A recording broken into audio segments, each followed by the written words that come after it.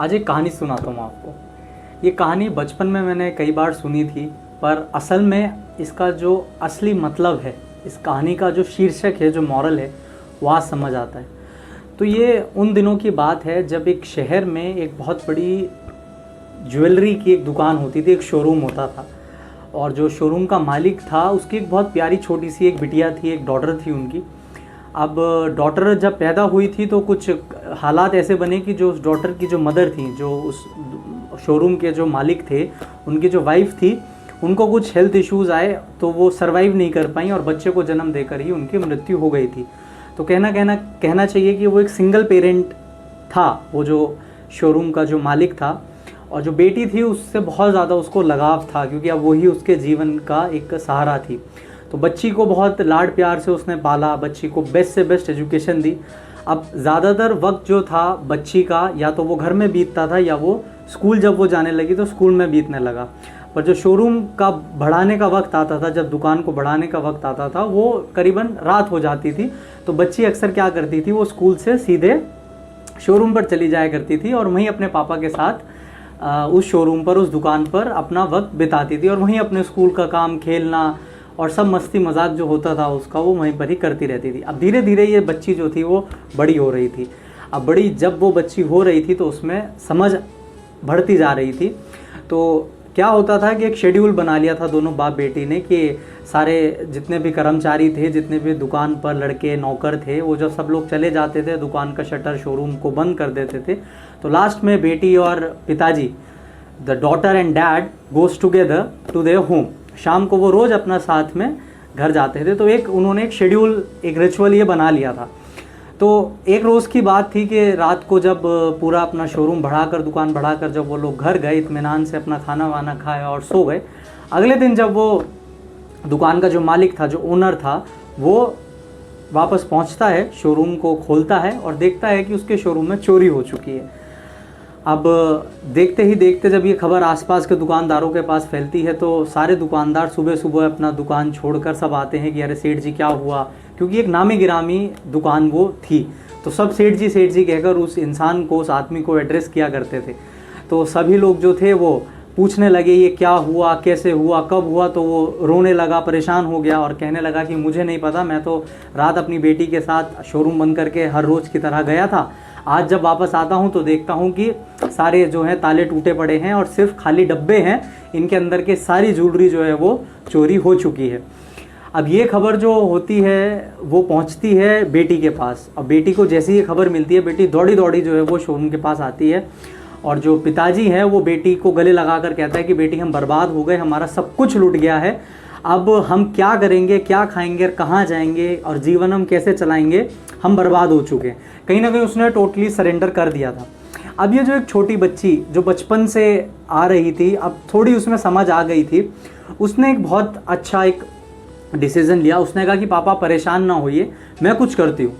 तो पिताजी ने मन ही मन सोचा कि ये छोटी सी नादान बच्ची है, ये क्या कर लेगी, ये कैसे इतना बड़ा नुकसान को, कहना चाहिए कि बचा के मेरे को ले आएगी, ये नुकसान की भरपाई कैसे कर पाएगी ये लड़की। तो खैर फिर भी बेटी से लगाव था, कभी बेटी को मना नहीं करता था। तो उसने कहा कि चल ठीक है, बता क्या करना है। तो उसने कहा कि आप एक काम करिए, आप सारे जितने भी दुकान के जो नौकर चाकर हैं, जितने भी लड़के काम करते हैं हमारे शोरूम पर, उन सबको बुलाइए और एक लाइन में खड़ा कर दीजिए। और क्या है कि एक हमारा जो ख़ानदानी बर्तन है, जो एक बहुत बड़ा उनके पास एक वेसल था जो ख़ानदानी था पीतल का, आप उसको लाइए और सबको ये कहना है कि ये ख़ानदानी एक ऐसा बर्तन है जिसका जो एलिमेंट है, जो जिस तत्व का ये बना हुआ है, जिस मेटल का ये बना हुआ है, इसमें पानी जो होता है वो गुलाबी रंग का होता है, पर अगर किसी ने सोने को छुआ हुआ है तो ये जो है जैसे ही इसमें हाथ डालता है वो पीले रंग का हो जाता है। तो ऐसे ही होता है, वो सबको बुलाता है और लड़की कहती है बारी बारी से कि भैया आप अपना हाथ डालिए, भैया आप अपना हाथ डालिए, चचा आप अपना हाथ डालिए। तो एक एक करके सब उसमें हाथ डालते हैं और आगे बढ़ते रहते हैं। अब लास्ट में एक लड़का बचता है जिसने हाल ही में ही 3-4 महीने पहले ही जो था वो नौकरी पर आया था। वो जैसे ही अपने हाथ डालता है वो जो रंग होता है वो पीला हो जाता है। अब लड़की समझ जाती है कि यही कारण है कि ये इतना हिचकिचा रहा था पहले हाथ डालने से, और अब जब हाथ डाल चुका है तो पानी जो है पीला हो गया है। तो कहीं ना कहीं चोर यही है और चोरी इसने ही की है। तो वो कहती है कि पापा इन भैया ने ही जो है हमारे शोरूम से सारा सामान चुराया है। तो वो लड़का समझ जाता है कि अब तो मेरी चोरी पकड़ी गई। वो चुपचाप कुछ ना बोलते हुए सेठ के पैरों में गिर जाता है, रोने लगता है कि सेठ जी मुझे माफ़ कर दीजिए, मैं नादान हूँ, नादानी में मैंने कर दिया है। और पर उसने कहा कि नादान तो तू ठीक है, पर तेरी हिम्मत कैसे हुई इतना बड़ा कदम उठाने की? तुझे ज़रा सा भी ये डर नहीं लगा कि मैं पुलिस को पर तेरे को कर दूंगा, तेरे परिवार पर क्या बीतेगी? तो उसने रोते रोते कहा कि सेठ जी मेरी पत्नी जो है वो बहुत दिनों से बीमार है और उसके इलाज के लिए ही मैंने ये चोरी करी है। अगर आपको यकीन ना आए तो आप मेरे घर पर चलिए और मेरी पत्नी को आप देख सकते हैं कि वो कितनी बीमार है। खैर जो सेठ था वो नरम दिल था, मान गया बात और जाता है फिर वो उस लड़के के साथ उसके घर पे। और वाकई में ही उसकी जो बीवी होती है वो बहुत ज़्यादा बीमार होती है, बिस्तर से हिल भी नहीं पाती। तो सेठ जी ने उसको थोड़े पैसे दिए, कहने लगे जा अपनी पत्नी का इलाज कर और अगली बार से कभी भी ऐसी कोई ज़रूरत हो तो मेरे से सीधा मांगा कर, इस तरीके के गलत काम करने से किसी का कोई फ़ायदा नहीं होगा। तो कहानी यहाँ पर ख़त्म होती है। तो बचपन में ये सीखने को मिला था कि जैसे उस छोटी सी बच्ची ने एक अपने चतुराई से, अपनी क्लेवरनेस से, अपने अवेयरनेस से एक इतने बड़े नुकसान को बचा लिया, जहाँ इतने बड़े बड़े लोग, इतना बड़ा सेठ, इतना अनुभवी सेठ भी जो पूरी हिम्मत हार चुका था, वो एक छोटे से बच्चे ने भी अपनी चतुराई से उस नुकसान को होने से बचा लिया। तो अभी ये कहानी मैंने कुछ दिनों पहले फिर देखी यूट्यूब पर, मैंने कोई ये कहानी फिर से दिखी। तो आज जब मैं इसको फिर देखकर सोच रहा था तो हमको बचपन से ही सिखाया जाता है कि आपको एक सीधा सरल जीवन जीना है। Be humble, be honest, be true to your values, है ना। और कहीं ना कहीं कैसी फ़िलासफ़ीज़, ऐसे कोड्स हमारे जहन में डाल दिए जाते हैं कि जितनी चादर बड़ी हो उतने ही पैर फैलाने चाहिए, किसी का बुरा नहीं करना चाहिए।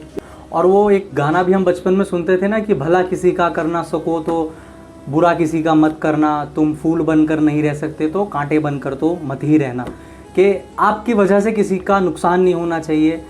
ये बातें आज के ज़माने में कुछ हद तक ठीक है, पर कुछ हद तक ये फ़िलॉसफी जो है आज मैं कंडेम करता हूँ कि आज वो ज़माना नहीं है कि आपके गाल पर कोई एक चाटा मारे तो आपको दूसरा गाल उसके सामने कर देना चाहिए। वो आपकी बुज़दिली कहीं ना कहीं दर्शाती है। वो गांधीगिरी आज के वक्त में तो मेरे हिसाब से कारगर नहीं है, क्योंकि जो इंसान जितना सीधा होता है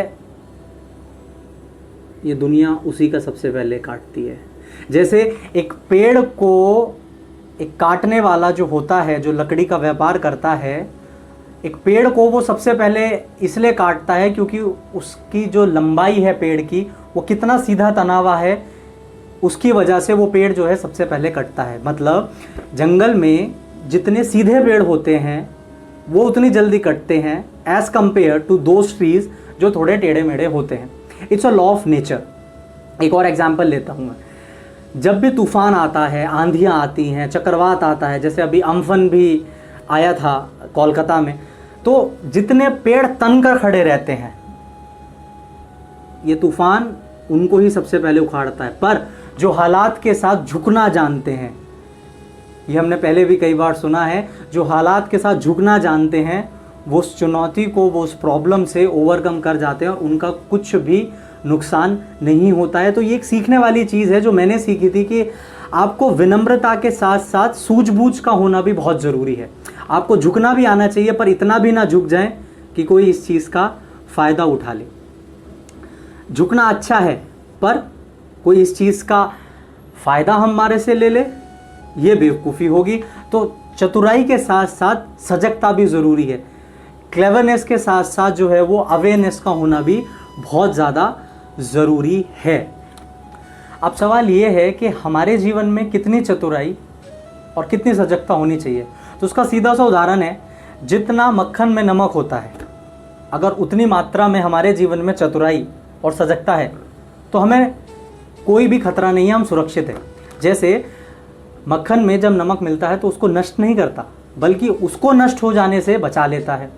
एक और उदाहरण लेते हैं, जितना नमक आटे में मिलता है उतना ही अगर विनम्रता हमारे जीवन में है, अगर हम झुकना जानते हैं, तो ये भी हमारे लिए एक बहुत अच्छा उदाहरण है समझने के लिए कि कितनी विनम्रता हमारे जीवन में होनी चाहिए। वो कहते हैं ना कि इनो काम शुरू सिर्फ 3 सेकंड में और ईगो काम ख़त्म सिर्फ 3 सेकंड में। तो इनो वर्सेस ईगो का अगर हम संतुलन बना लें तो जीवन जो है वो एक बहुत ही अच्छा उत्सव बन जाता है। Life becomes a celebration. क्योंकि ज़िंदगी में चुनौतियाँ तो आएंगी, स्ट्रगल तो आएंगे ही। अब जो जितना ज़्यादा सीधा हुआ उतना ज़्यादा उसका फ़ायदा उठाया गया। तो सजगता के साथ साथ चतुराई भी होनी चाहिए, विनम्रता भी होनी चाहिए। Because life is not simple. Life is not simple like काटो घोलो और लगा लो। Life is not as simple as it looks. क्योंकि लाइफ में स्ट्रगल तो है, चुनौतियाँ तो आएंगी। अब चतुराई के साथ साथ सजगता भी आनी चाहिए।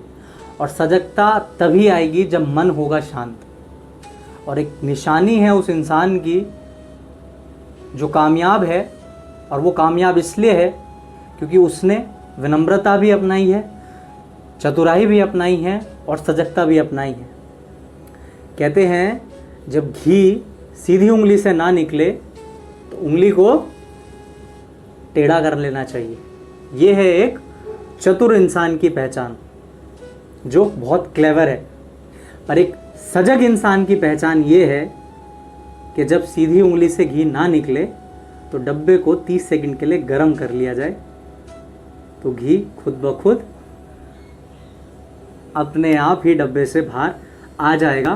तो जीवन में चतुराई के साथ साथ सजगता का भी होना बहुत ज़रूरी है।